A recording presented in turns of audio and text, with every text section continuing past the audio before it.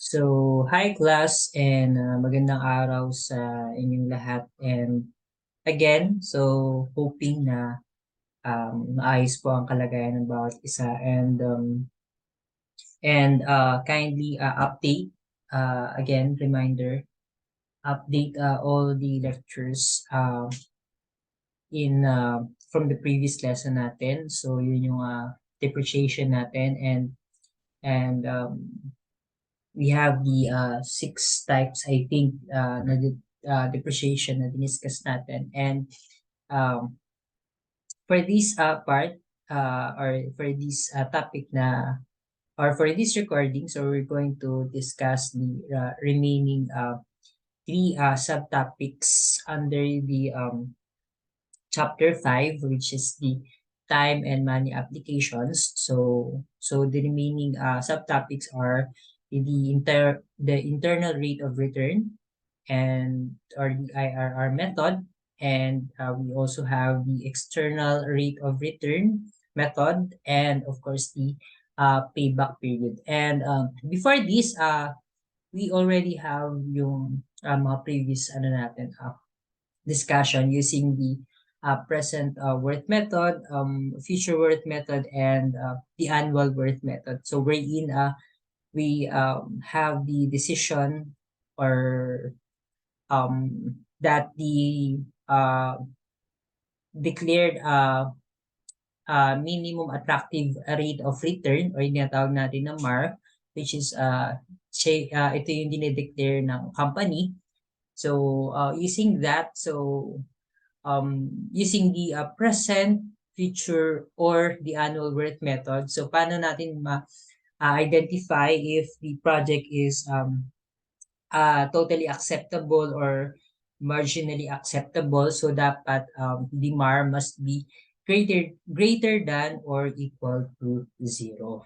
So doon, so paano natin siya so the MAR here in IRR and ERR, so the MAR must be greater than or equal to 0. But sa previous lesson natin, the future, present, and the annual worth method, so dapat the amount of money or the revenue must be in positive. So kapag ka nag-negative siya, meaning that the declared or the minimum attractive rate of return is not acceptable or not feasible. Okay, so let us now proceed for this topic. So here, so what is the internal rate of return? So the internal rate of return o yung tinatawag natin na IRR method, so most widely used rate of return method for performing engineering economic analysis. So meaning that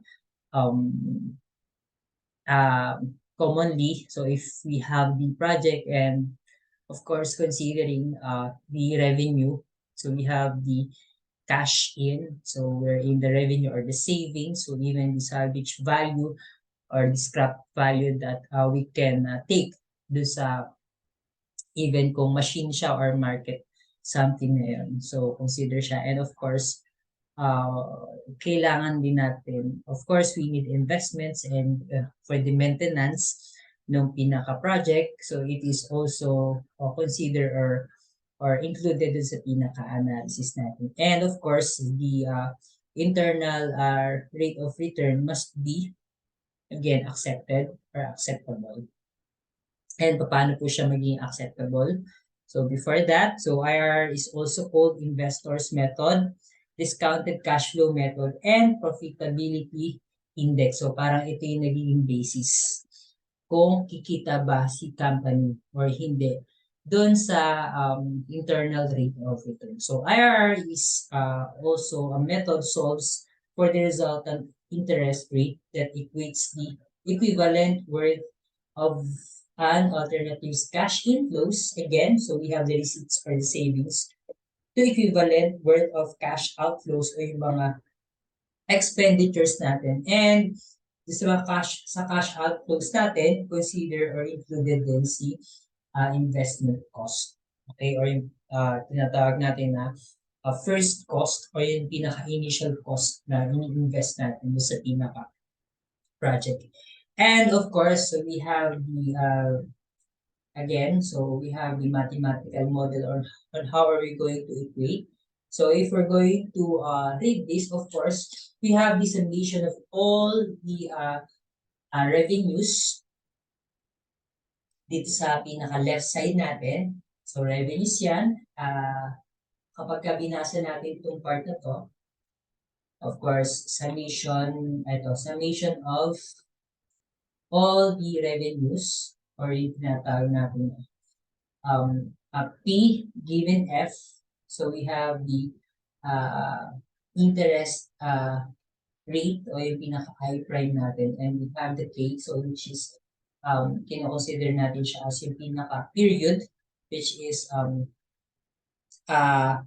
less than or equal dun sa pinaka-N natin. So we have the R, so ito yung consider natin siya as parang pinaka-annual contribution, so which is the revenue. Ito po yung nasa left side, and of course we have which is equal. So ito is revenue is the cash in natin siya. So we have the cash in, and of course this one is the expenditure, which is ito yung pinaka cash out natin. And of course, expenditure natin, so summation of all expenditures from K to N. So P, sabihin, given F, all the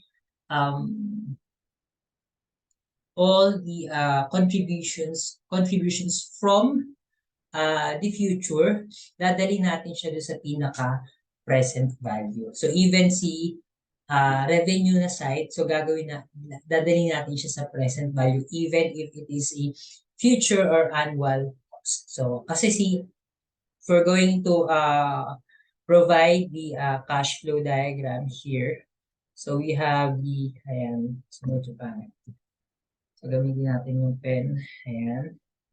So for example, this is the, cash flow diagram natin. And we have the R. So commonly, ganyan naman yung magiging, yung magiging analysis natin. And of course, this is 0, 1, 2, 3, 4. So pasensya na, hindi masyado maayos itong part. Ito. So, pagpalayin natin, meron din dito. E. And we have R here, and of course, the salvage value for it. So, all the values ng R, the S, and R, ito, equate natin as annuity, even the expenditure, so consider natin siya as annuity.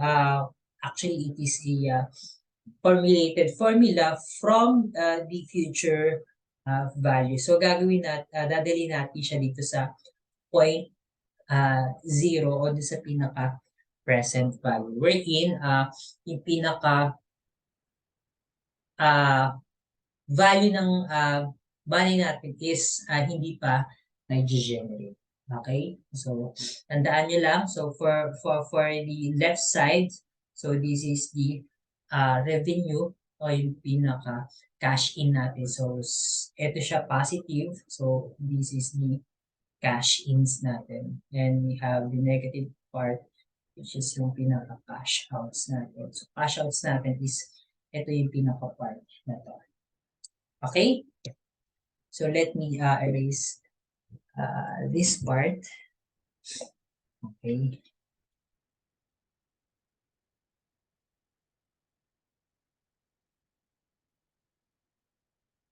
So medyo matagal.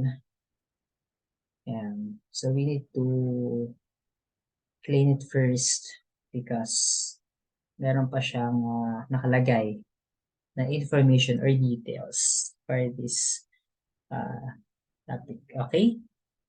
So, ayan. So, pwede natin siyang i-equate as minus, and ayan, parang sa mechanics natin, we have the y-axis positive and negative y-axis. So, minanipulate niya lang yung pinaka equation. So, so we can directly calculate for the R values and for the E values since pwede natin siyang directly i-take yung pinaka-difference niya and then we calculate the generated values or the ungenerated values kasi dadalhin natin siya sa pinaka-point P natin. Okay? And yan, yung pinaka-equation natin. So please do not be intimidated with the given equations natin. So we're going to use the equations that is formulated from the cash flow diagram natin. So again, so we're going to do the procedures in solving the problem. So nandun pa rin yung A natin, the given, known and unknown values or the variables din sa problem set natin. And we have the B part, which is yung cash flow diagram natin. And the C part, so we're going to formulate the formula based dun sa pinaka cash flow diagram analysis natin. And plug in all the known and unknown values. And for this one, we're going to use linear interpolation. So I'm going to introduce a graph so that we can easily understand kung paano natin siya iso-solve the formulated formula from the interpolation. So again, if the result of the I prime, so dito I prime po yung hinahanap natin. Okay? So makukuha natin si I prime using the interpolation, using the given MAR values and the so do sa pinaka-declared ano natin declared values interest rate, so tayo magde-declare nan and then we're going to use the interpolation. So I prime must be greater than or equal to sa pinaka-MAR natin, so dapat mas mataas siya or equal to sa MAR or minimum attractive rate of interest minimum attractive rate of return, so para maging acceptable yung pinaka project natin. Okay, so we're in net revenues is the expenditures. So, ayun. Ito yung mga cash in natin. Ayan, so this is the cash ins and then this one is the cash outs. So of course, ito yung nasa positive side ng cash flow diagram natin. And this one is the negative side. So, doon sa pababa ng pinaka cash flow diagram natin. So, again, so this is the cash flow diagram natin. For example, ayan. Of course, consider dito yung pinaka period. O, wala pala to. Erase natin to. Ayan. Ayan. Ayan, so we have the ayan. And ayan. So R. We have the E, E, and E. Of course, this is the present value of the or the FC or the first cost natin. Okay. And of course, the project life or the study period. So, consider din siya as N or yung pinaka-K dito. So, yun. Okay. So, and this is the one of the procedures. So, first, we're going to convert it graphically, and then this is the equation from the graphical method, or we're going to plot it sa present worth natin. So we have the present worth at I, where I is where the present worth or yung pinaka-value. So dun sa una, di ba? So we calculate the values of the present worth. Kung magpa-positive siya, so accepted yung pinaka-ano natin, minimum attractive rate of return natin. So here, so we are going to identify the values of I percent wherein the present word value natin is equal to 0. Okay? So again, if the values of the interest rate natin or the rate of return natin is going higher, so kung papataas po siya, so dito parang ito yung pinaka-x-axis natin. Kung papataas po siya, going din dito, nagne-negative po yung pinaka-value. So we have the y values here. So kung ito yung y natin, positive y, and this is the negative y natin. So mapapansin natin, as the percent interest rate is increasing, yung pinaka-values ng present worth natin is nag-going to negative po siya. Okay? And we have the line BA over line BC is equal to line DA over line BE. So, paano po ito? So, line BA, ito po yun. So, consider po natin yung horizontal values. So, wherein we're going to take the difference between the I2 and the I1 natin. So, ito po yun. Okay? Over do sa pinaka line BC. So, BC naman is the vertical line natin. So, ano yung values for the vertical line? We have the PW present worth with the given interest I1. So, yung I1 natin is, so, I2 must be greater than dun sa I1 natin.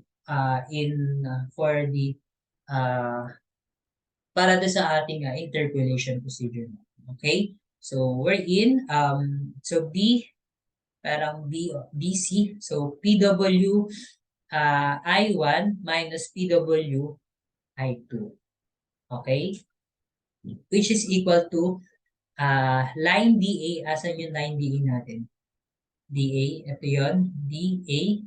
So, ano yun? We have the interest rate, ayan, I prime natin, and we have the I1 natin. So, nasa horizontal part yung ano natin, interest rate natin. So, I prime minus I1 over, tapos, line DE. So, line DE, ito yun at saka ito.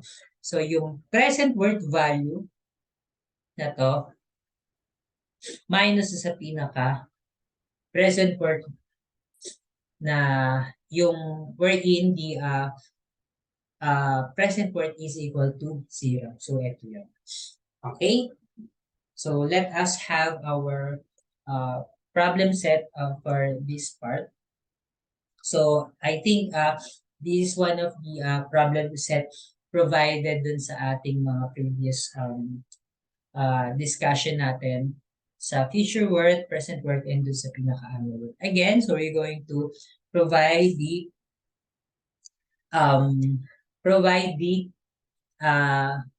variables or yung tinatawag na known and unknown values or sinet natin na known and unknown values natin. So, an investment of 10,000. So, 10,000 is the first cost or initial cost natin, which is 10,000.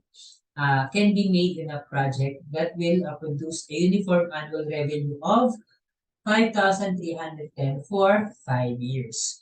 So, we have the revenue of 5,310.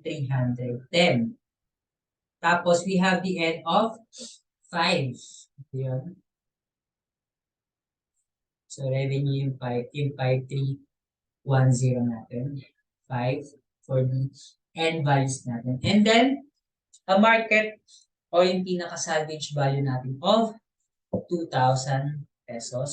Salvage value is equal to 2,000 pesos. And then the annual expenses will be 3,000. So we have the expenses of 3,000. Yeah. So 3,000. The company is willing to accept any project that will earn 10,000 per year or more on all invested capital. So determine whether it is acceptable by using the IRR method. So check natin if the given high percent natin na 10% is acceptable or hindi. So for this part, hahanapin natin yung I prime natin. Values ng I prime natin. But here, si I na to, so di ba we have the I2. Ito yung gagamitin natin na I2. Wherein sinet natin yung I1 is less than sa pinaka I2 natin. So we're going to assume values for the interest rate which is less than sa dineclare natin na I2. So, dapat mag-positive value muna ito yung pinaka-I2 natin before tayo mag-declare ng I1 values po natin. Okay, so for the cash flow diagram, so we have, unahin muna natin yung period. So, 1, 0, 1, 2, 3. 0, 1, 2, 3, 4, 5, 3, 4, 5. Tapos, we have the present value of 10K. And we have PE. Ayan. We have E values, E, B, E, E, and R values natin. R,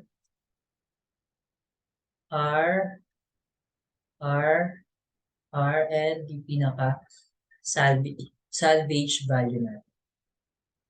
And of course, we're going to provide the I is equal to 10% and yung magiging declaration natin ng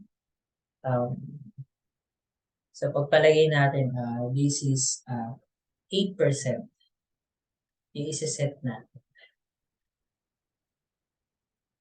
I1 is equal to 8%. So tayo po yung magsiset ito. Okay, so first is we're going to get the value of the present worth. So this is C. The present worth using the I2 natin.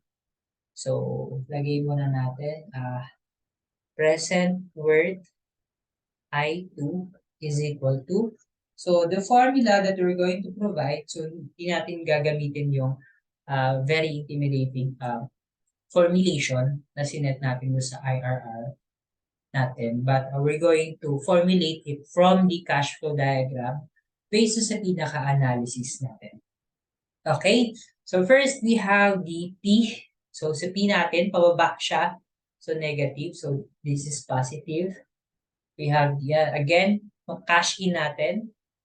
CI. And this one is the cash out natin. So this is negative value. Okay? So PWI2 is equal to P muna. We have the negative P kasi pababa siya. Okay? So, hindi natin siya i-equate into equal. So, mamaya doon sa ERR natin. So, we're going to equate it into equal tapos naka-feature value. But here, so, we're going to get the value of present worth natin. So, kung magpa-positive, so, una, dapat mag-positive siya. And then, yung second one, i-equate natin into negative. So, dapat makakuha tayo ng value na negative using yung pinaka declared percentage ng interest rate natin. So, again, negative P. Pwede na nating plus minus to kasi positive, negative naman to. So, plus R minus E. So, if we're going to clarify na lang if medyo nalilito kayo sa kapag nag-face-to-face class na tayo. So, pa-take note na lang to if hindi nyo mag-gets if bakit natin siya ginawang R minus E. Pero since nasa isang line lang naman siya, so pwede natin siya equate. And again, so this is the annuity formula natin. So, dadalhin natin siya sa present value. So, we have the A, tapos 1 minus 1 plus, sorry. So, this is, gawin natin, 1 plus I2 raised to negative 1 over I2 na. Okay? Sorry. This is negative n pala. Okay, and we have the salvage value natin, positive. Salvage value, dadali natin siya sa point na to. So we have 1 plus I2 raised to negative n. Okay? So plug in natin yung mga values natin. So we have the present worth at 10%, 10K. So P natin is 10K. Negative 10K. So plus 5,310 minus 3,000. So times 1 minus 1 plus 0.10 raised to negative 5 natin, yung n natin, over 0.10 plus the salvage value natin is 2,000 times 1 plus 0.10 raised to negative 5. Okay, okay, and then we will get the value of P W natin as, ayan. And then, makukuha natin to as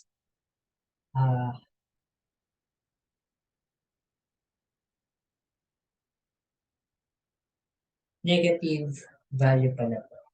So, negative 1.44. So, again, sorry. So, dapat, since less than to, so kung ito is negative, so again, mas mataas yung interest rate natin, approaching, increasing yung interest rate natin, pag magiging negative value siya. So, correction lang po. So, we think that 8% will become positive. So, formulate, present the formula. So, I1, ganun pa rin, negative P plus R minus E. So, you have to present the equation kasi magkaiba siya ng interest rate. 1 plus I1. So, kung ito is I2, ito is I1. Is to negative n, but the rest is same values na siya. So, plus SB 1 plus I1 raised to negative n. So, PW natin, which is 8%, is equal to, yan, negative 10K plus 5,310. Sorry. Minus, ayan.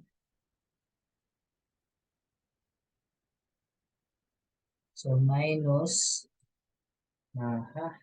3K. So, lagyan na natin 3K para medyo magkasya. So, times 1 minus 1.08 kasi 8% is negative 5 over 0.08. Ayan, plus 2K times 1 plus 0.08 raised to negative 5. And then we will get the value of PW. 8% is equal to positive. So, pag kinumpit nyo yan, positive 584.33. And, hindi pa po yan. So, we're going to do the linear interpolation. So, we're going to plot. So, we have here. So, kindly screenshot nyo na lang kapag pinanood nyo to. Kasi magkakaroon to ng, once na in-execute ko to, lalabas na yung other values here. So, again, so gawa tayo ng graph natin. And then we're going to plot it here. We have the PWI natin o yung pinaka-zero value natin here. So we have the positive and we have the negative values and we have the I1, I2, present worth values natin which is I1, yung ating interest rate, and present worth values o yung result with the I2 percentage natin. And we have the D and then the E. So wherein yung E natin is yung pinaka I percent natin. And we're going to annotate this. So gawin natin blue. Ayan. So we have A, B, C, and D, E natin. Okay? And if we're going to plot, ano yung resulta? Resulta ng PWI1 natin. PWI1 natin is, I1 natin is 8%, so 584.33. PWI2, ayan, 10%. So this is 8% and we have 10%. Ayan, I1 and I2 na. O, basta 8% yan. Ayaw na niya maganda. Negative 1.44. Okay? And yan, medyo napos na yung pinaka-space natin. And using the formula L, yung line BA over line BC, ayan, is equal to line DA over line B natin. Okay? So, this is equal to, dito na lang natin siya ilagay. So,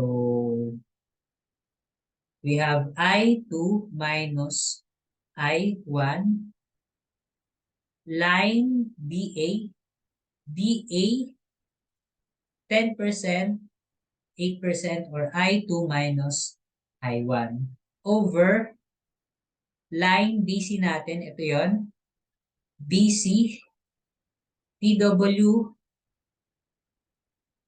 I1 minus PW I2. PW I2 which is equal to, ayan,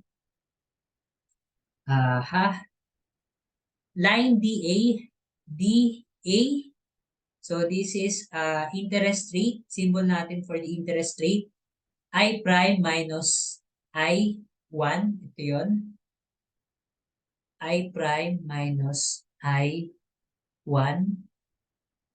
okay, and we have the DE, ayan, PW1 minus, yung PWI natin dito, considering yung I prime will be equal to 0. Okay? So, kukunin natin yung kung saan yung pinaka 0 value. Kukunin natin yung I prime wherein the present worth is equal to 0. So, PW I1 minus 0. Okay? So, gawin natin kulay green to. So, habang nagle-lecture kayo, ayan. So, I2 natin is 10%. I1 natin is 8% over PWI1 natin is 584 minus 33 minus, so this is negative So, magiging positive siya. Pero lagay mo natin negative 1.44 equals I prime, okay? Minus, uh,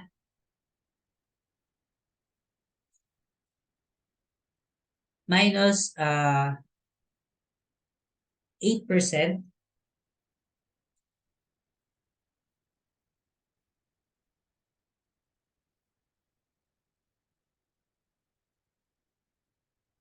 minus 8%, okay, over PW1 natin is 584.33 minus 0. Okay? So, kapag simplify natin yan, so ito is magiging 2% over, so magiging plus na to, plus yan, so magiging 585.77 yan is equal to I prime natin minus 8% over 584.33. So, kung gusto niyo po mag-shift solve, pwede din po. But if we're going to manipulate this, so, kunin natin yung pinaka I prime, so lipat natin to 584.33. So, yung 2% na times natin sa 584.33 over 585.77. Tapos, ayan, okay na to. So, we have the I prime. Yung 8%, transpose natin, nasa kanan siya, transpose natin sa kaliwa, magiging positive 8% na siya. So, makukuha natin value for the I prime is, kapag ka-inequate nyo siya, so magiging 0.09995, which is equal to 0.10. So, I prime is greater than or equal to mar natin. So, yung mar natin is nilagay natin siya as 10%. So, yung I prime natin is 10%. Therefore, this is acceptable. Okay? So, before you proceed, you can take this screenshot kasi kapag pinroceed ko po to, hindi na po natin makikita yung pinaka but using so siya ang ginamit niya is kahit ito po yung gamitin natin, linear interpolation, so okay lang din po. But I provide, so dito ang ginamit niya is 10%, 11% and 12%, but tayo is ginamit natin is 8% and then yung pinaka 10% na. Yan, so same 0.995 yung nakuha niya. Yes, it is economically satisfied. Okay? So again, so we have a another problem set for this part. So let us analyze this part. So letter A. So a piece of new equipment has been proposed by the engineers to increase the productivity of a certain manual welding operation. The investment cost of, so the investment natin is 25K. And then the equipment will have a market value of 5% at the end of the study period for 5 years. So we have the, pagka sinabi at the end, so market value, yun yung pinaka-salvage value natin. So which is 5K. At yung pinaka-study period natin, which is N values natin is 5. Increased productivity attributable to the equipment will amount to 8,000 per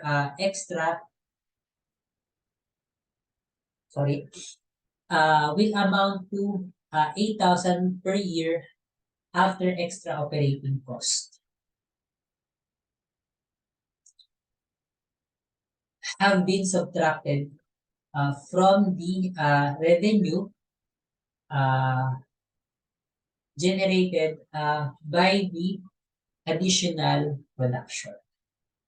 So we have the value of R natin, so which is 8K. So which is 8K po siya. And then if the firm's MAR is 20%, so ito yung gawin nating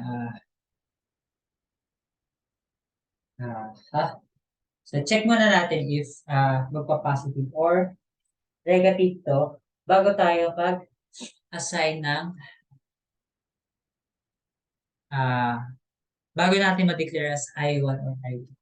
So evaluate the IRR of the proposed equipment. Is the investment a good one? So hanapin natin yung pinaka I prime and then check natin doon sa pinaka more information. So using this information, so we're going to plot the cash flow diagram. So again, ang year natin is 5. So period natin is 1, 2, 3, 4, 5.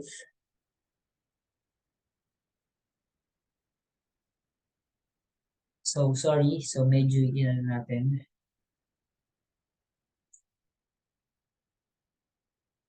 Medyo ibaba natin. Kasi revenue yung ilalagay natin sa kanya para makita natin yung cash flow diagram. 0, 1, 2, 3, 4, 5. So present natin, present value. So we have the revenue na lang since na-equate na siya. Or ito na lang yung natira dun sa annual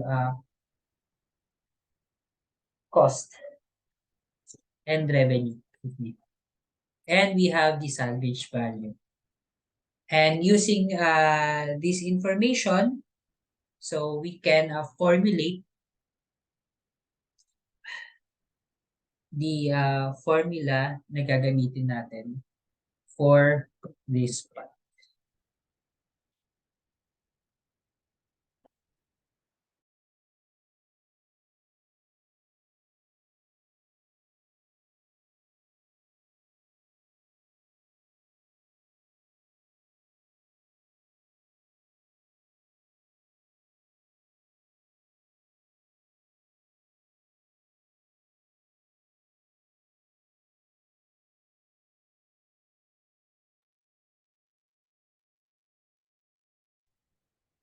Okay, so let us now proceed.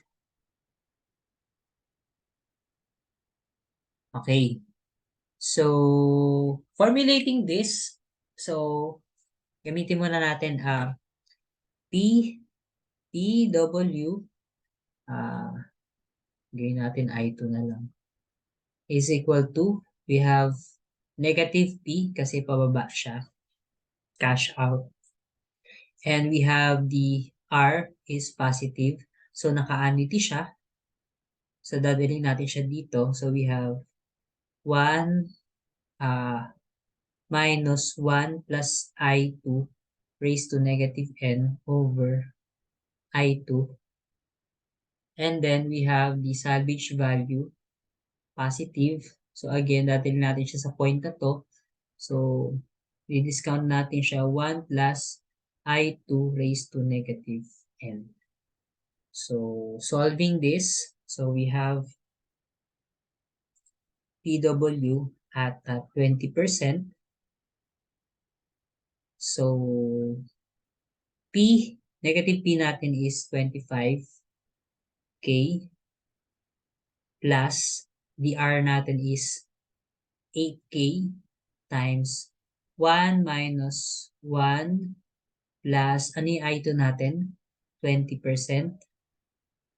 0.20 raised to negative 5 over 0.20. Ayan. Plus, salvage value natin is 5K. Ayan. 1 plus 0.20 raised to negative 5. Okay? So, kapag kinuha natin yung value nito, so,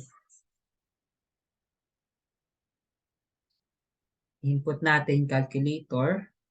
So, negative 25K plus 8,000 times 1 minus, so since nakakalko kayo, 1.20 nyo na lang, and then erase nyo sa negative 5. Ayan. So, over 0.20 plus 5,000 times 1.2 raised to negative 5. So, makukuha natin is 984.28. So, 934.28.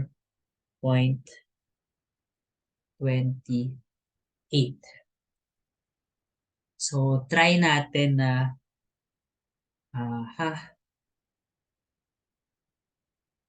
PW natin. So, pwedeng i-direct nyo na yung pinaka-I%. Let's say, this is extreme natin. Gawin natin 23%. So, negative 25K plus 8K. 1 minus 1 plus 0.23% minus, raised to negative 5 over 0.23. Ayan. Plus 5K, 1 plus 0.23 raised to negative 5. So, PW natin, 23% is equal to, so using your calculator, pwede nyo palitan na lang yung pinaka interest rate or dadagdagan nyo na lang ng 3. And then, tingnan natin if magne-negative siya. So, dapat mag-negative yung value na to. So, negative 796. Negative 796.21. Ito yung gagawin nating I1. Okay? So, for the tag dito, bilinear interpolation. So, again, so, using this, ayan, gawa ka ng box, hatiin mo sa gitna, tugtong mo to, dito, ayan. So, this is PWI natin or 0 siya. This is positive. This is negative.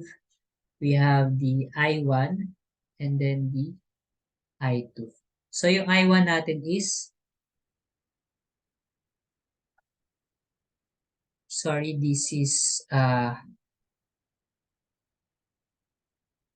nag-negative ba siya? O nag-positive pala to. So, ito yung magiging I1 natin. I1 is 20%. I2 is 23% natin. Okay?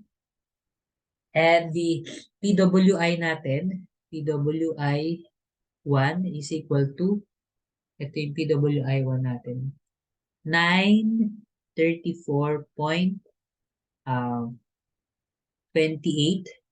And PW2 natin, PWI2 is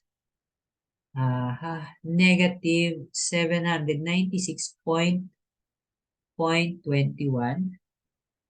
Ayan. Okay na ba? So, plot natin. So this is A, B, C, D, and E. So kunin natin yung pinaka I prime dun sa pinaka zero value ng present worth natin. Okay? So using the formula, so burahin muna natin ito.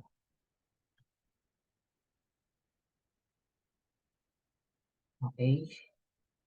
So blue yan. So linear interpolation natin. So line BA over line BC is equal to line DA over line DE.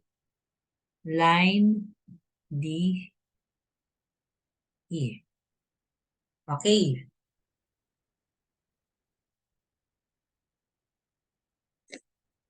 Line, we have the I2 minus I1 over BC natin, PWI2 minus PWI1, PWI2 minus,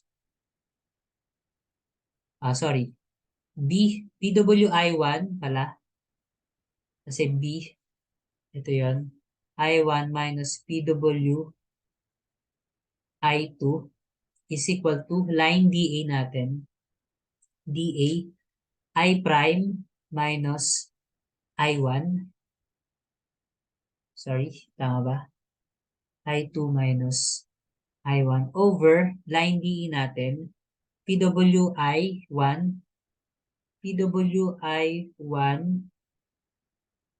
minus 0. Okay? So, dito na lang natin ilagay using the different color, purple naman. Okay, so I2 natin is 23%. Minus to, minus 20% over PWI1 natin is 934.28.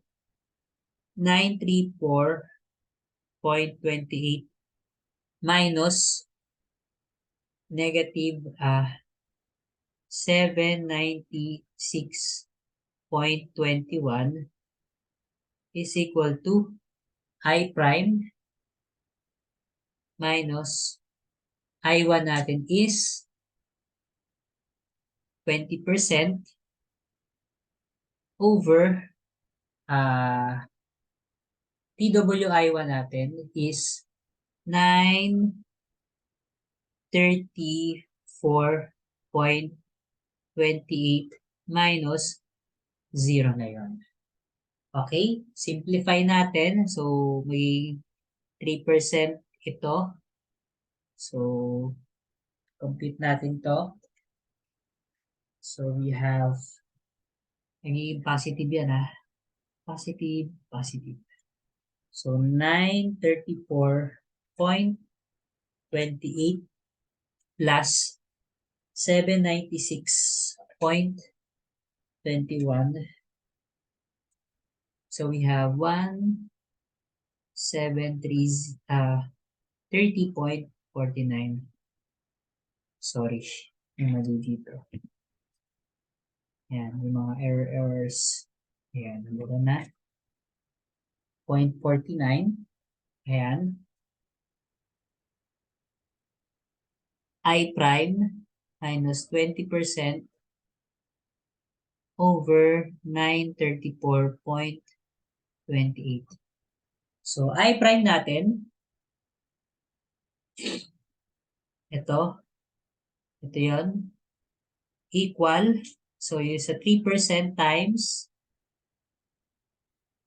934.28 over 1730 0.49, sorry, transpose natin yung 20%, sa left, magiging positive siya, plus 20%. And ang magiging value ng I prime natin is equal to, so, 0.03 times 934.28, ayan, divided by 1730.49 plus 20%.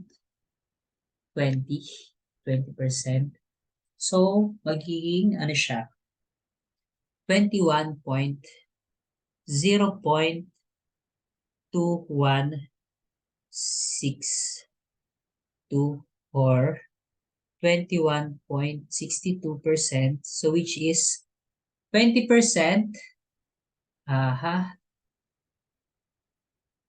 the value of I prime natin is greater than the sa value ng MAR natin. So, 21.62% is greater than dun sa 20% natin. So, therefore, the project is acceptable.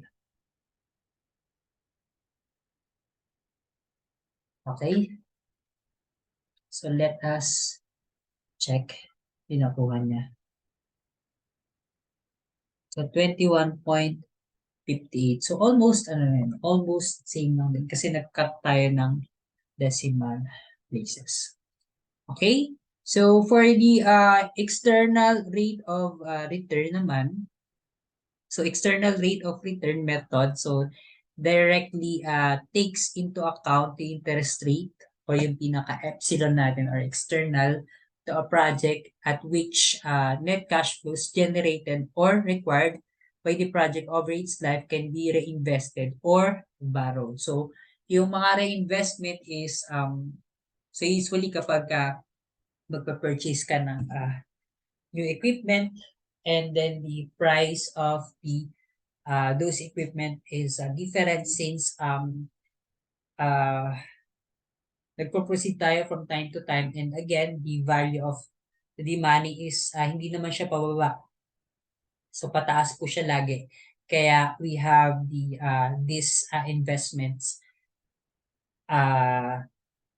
these values of the price is palaging may price, palaging may value na interest rate o yung pinaka-price natin. Okay? And we have this equation. Okay? So, but ako, I'm just simplifying it. So, this is the parang expenditure part and expenditures, expenditures,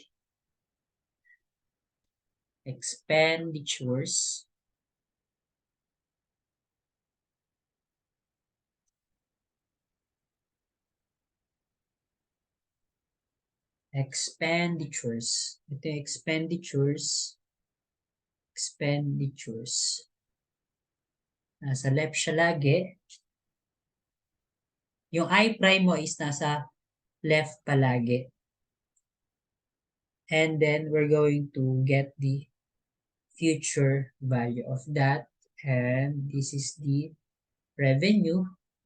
So, ganyan yung, tapos yung future value, lahat ng values natin natin sa future, but considering it the given interest rate. Okay? Or the reinvestment, the I prime na gagamitin natin is the epsilon or the provided the reinvestment rate is this one, and then we're going to get the I prime values natin. Okay?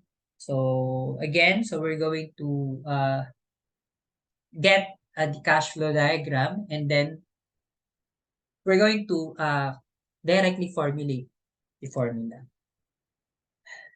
So, ganun pa rin, the I prime must be greater than dun sa mar natin. So, again, this is the previous ano natin, analysis. So, previous ano natin. So, parang yung kanina, this IRR natin. So, again, so we have the A. So we have P is 25K. And we have the salvage value of 5K. Okay, and we have the N, which is 5. We have the R is equal to 8K. And then the I natin is 20%. Ayan, kukunin natin yung pinaka I prime. Dito, hindi na tayo mag-interpolate. Okay? And then, of course, provide natin yung cash flow diagram. Ayan. So, same as sa kanina. But the formulation is different because ginamit natin doon sa kanina is present worth. Dito, we're going to use the future worth for the expenditure and then for the revenue. So, all cost o yung mga cash outs natin is ito, yung cash out natin is sa right side, left side. Tapos, future value siya. And then, ito, meron pa tayong salvage value. Sorry, hindi ko na isinit. Okay? And then, positive, yung mga cash ins natin. Cash ins natin. So, nasa right side siya. Formulating this. Okay? So, letter C. We're going to formulate again the formula. So, lahat ng cash out is sa left. So, unahin muna natin to. So, we have the P nasa left, positive. Wala tayong magiging negative dito, but i-equate natin to. So, lahat ng elements from dito sa lower part is equal natin dun sa lahat ng elements dun. Considering, of course, all the values dun sa future value. All the elements, yung value ng mga elements dun sa pinaka-future value. Okay, we have the P. Dadali natin siya sa future. 1 plus I prime po tayo dito.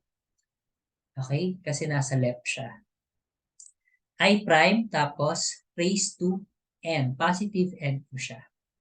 Okay, so which is equal to R is naka-adjective form siya. So we have the R. Okay, so R future value 1 plus I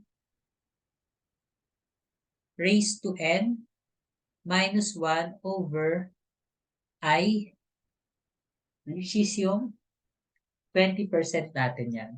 Okay? Plus yung pinaka-salvage value, hindi na siya mag-generate kasi nasa future na siya. Okay?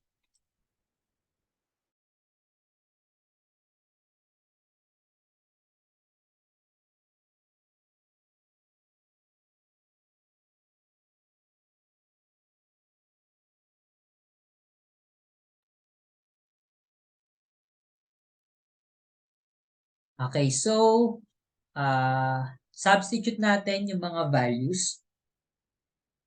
So dito pwede kayong mag-shift solve. So P is 25, sorry, 25K 1 plus I prime. Ito kasi hinahanap natin. Raised to 5. R natin is 8K. So, 1 plus 0.20 raised to 5 minus 1 over 0.20 plus salvage value natin is 5K. Okay? So, manually, kung di kayo makapag-sheet solve, so, fifth root nito, so, kunin natin fifth root ng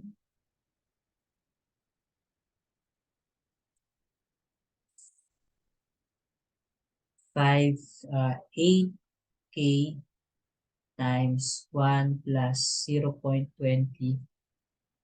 ayan, minus 1 over 0.20 times 1, close pala yun, bracket pala, 5K, tapos divide natin siya sa 25K. Okay? And then, fifth root, I prime to. Yung 1 na to, mapupunta dito, magiging minus 1. Okay? And then, if you're going to calculate this, fifth root nito, okay, separate natin. Tapos, sa kanyo, ima-minus yan. Fifth root nung 8K times 1 plus 0.20 raised to 5 minus 1 over 0.20 plus 5K over 25K. Tapos, minus 1. Ang makukuha po natin na I prime is 20.0.2088 or 20.88%, so which is greater than do sa 20%. So this is therefore acceptable. So mas maiksi po siya dun sa ano natin. Okay? So we get the same values and we provide the same solution kasi nga isa lang siya. Hindi kagaya sa IRR, so we can provide our own way. Basta ganun pa rin. We can provide any interest rate and then kayo na yung bahala to interpolate it. But of course, follow the graph provided. Okay? So for this part, external rate of interest natin. So dito when E is equal to 15%, MAR is 20% per year. So determine whether the project is acceptable. So using this part, so this will be the and then check natin if the I prime will be equal to or titingnan natin kung mag-greater than siya sa 20%. Pag nag-greater siya sa 20%, it is acceptable. So ito yung makapunta sa left side na to. Okay? So try natin i-solve yung part na to. A is ayan. So we have the I of 15%. So this is the reinvestment cost natin. Okay? Determine whether a project is acceptable whose total cash inflows natin from the end of second year to sixth year and cash outflows. Okay? So 5 cash inflows natin. So this is revenue. So this is 5K. And cash outflows for the initial cost or the FC natin or the P value natin is 10K. For the initial cost and 5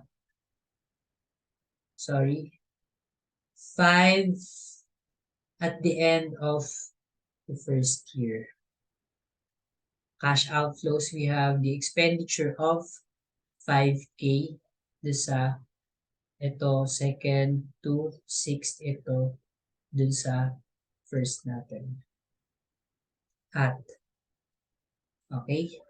And so notice that in this problem that the use of an E% is different from the mark illustrated. So this might occur if for some reason part of all the funds related to a projects are handled outside the firm's nominal capital structure. So parang the analysis for this is different, but uh, we're going to check if the I prime for this will be greater than or equal dun sa pinaka-mar natin to see if the project is acceptable. Okay, so provide natin yung pinaka-cash flow diagram using this information. So ilang year yun hanggang 6th. So 0, 1, 2, 3, 4, 5, 6. Okay, so we have the P and then end of the first year, so we have the expenditure of 5K and meron siyang cash inflows. Ayan, inflows, the revenue R, R, R, R, R. And then, so we have the R, second two, and second, end of second year. So, end of second year, nasa mismong 2. End of 6 is nasa mismong 6. As we settled dun sa pinaka previous discussion natin. So, asan pa ba yung i-analyze natin? So, we have the 5K, 5K, yan. So, 5K both. So, again, so all the cash outflows is nasa left and cash outflows is nasa right. Okay? So, p-value natin, dadali natin sa future value. So, which is 6th. So, p times 1 plus I prime raised to n. Tapos, yung e natin,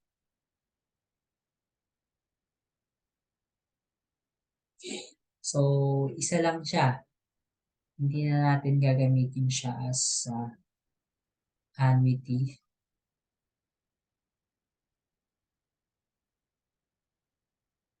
Okay. So, let us check if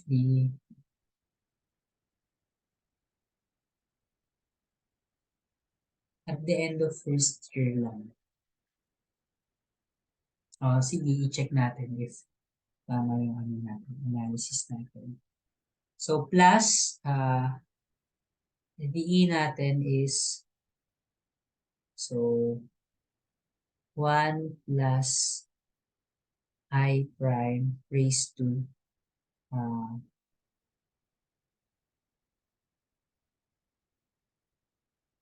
N2, N1 to.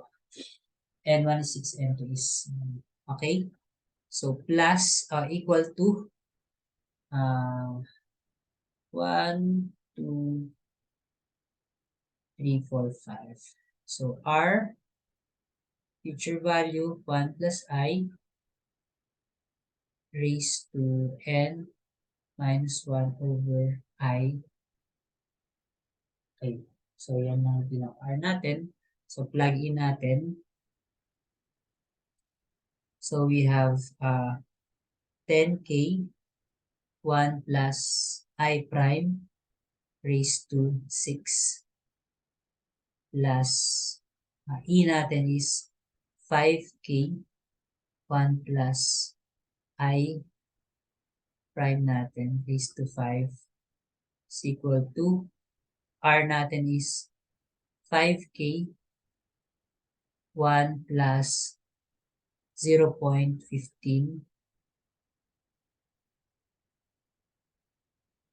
raised to 1, 2, 3, 4, 5. 5 minus 1. I natin is 0.15. So, I prime natin Shift solve na lang natin. So, medyo mahirap i-equate. Okay, so 10,000. So 10,000. 1 plus alpha x raised to 6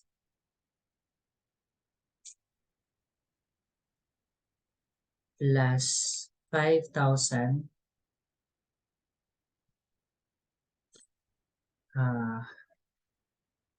times 1 plus alpha x raised to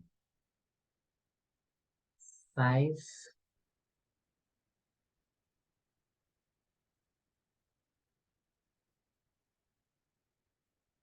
so alpha equal, so 5,000 times 1.15 raised to 5 minus 1 over 0.15 shift solve equal. So wait lang natin.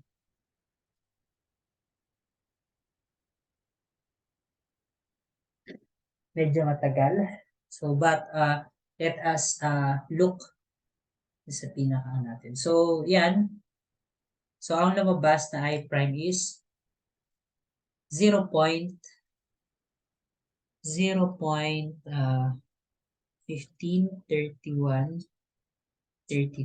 or 15.32%,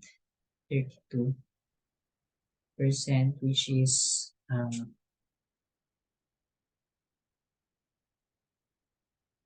less than do sa pinaka-mar natin. So this is not acceptable. So check natin if ayan. So same, ayan. Same lang din, no, because this equipment is not economically justified or acceptable. So tama yung ginawa natin.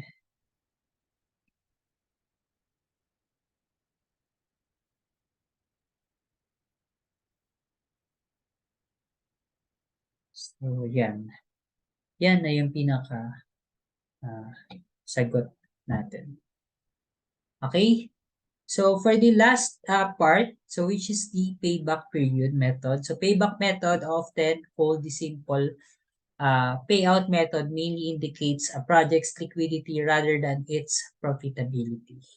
So parang nagli-liquidate lang mga contributions or payments per period according do sa pinaka agreement. Okay? And then payback period measure of the speed with which an investment is recovered by cash inflows it produces. So of course, it must always be recovered by the revenues or the savings of the company once the company or yung pinaka-investment, so mostly mga investment is negative, palabas siya pa cash out. So kailangan mag-positive siya or magkaroon siya ng recovery para masabi natin that para ma-consider natin that the payback period o yung period kung kailan nabawi mo na yung pinaka-investment mo is para ma-consider natin that is the period na nabawi na natin siya. Okay, simple payback period. Ayan. So we have the summation of K equal to 1 raised to theta or 1 to theta RK minus expenditure of course and then minus yung pinaka investment cost must be greater than or equal to 0. So discounted payback period, ayan. And discounted using the we have the two types. We have the simple payback period, which is not consider the price of the money, considering that period. And we have the discounted payback period, considering the price of the money. So let us have an example. So using the cash flow below. So what is the simple payback period discounted? We have the discounted payback period. So ito is the net cash flows or the pababa siya. Ayan. And then nagkaroon siya ng revenue o yung hulog niya 8K, 8K, 8K, 8K. And sa pinaka last period natin is 13K. So again, so the negative 25, i-add natin yung 8K. So kapag in-add natin yung 8K dito, negative 25 plus negative 25 plus the 8K. Pag pinlas nyo siya, magkakaroon ka ng, so this one is ito. Okay? And then, plus 8K. So, itong tatlo na to, ito na siya, yung resulta niya. Okay? Plus 8K ulit.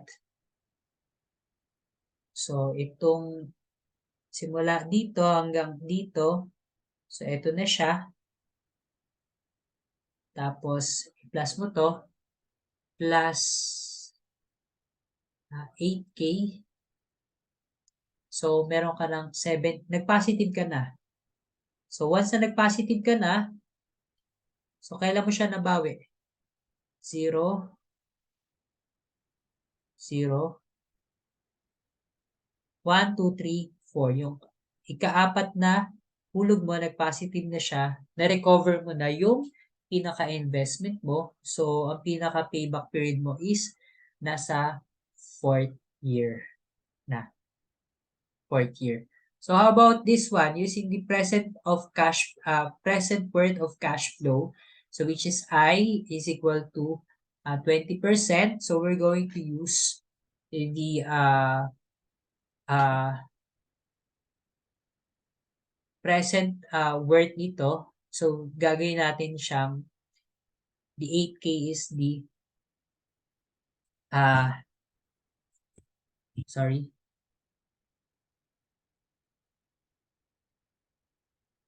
The future value times 1 plus I raised to n. The I natin is the this is the 20%. And then yung period natin is this one.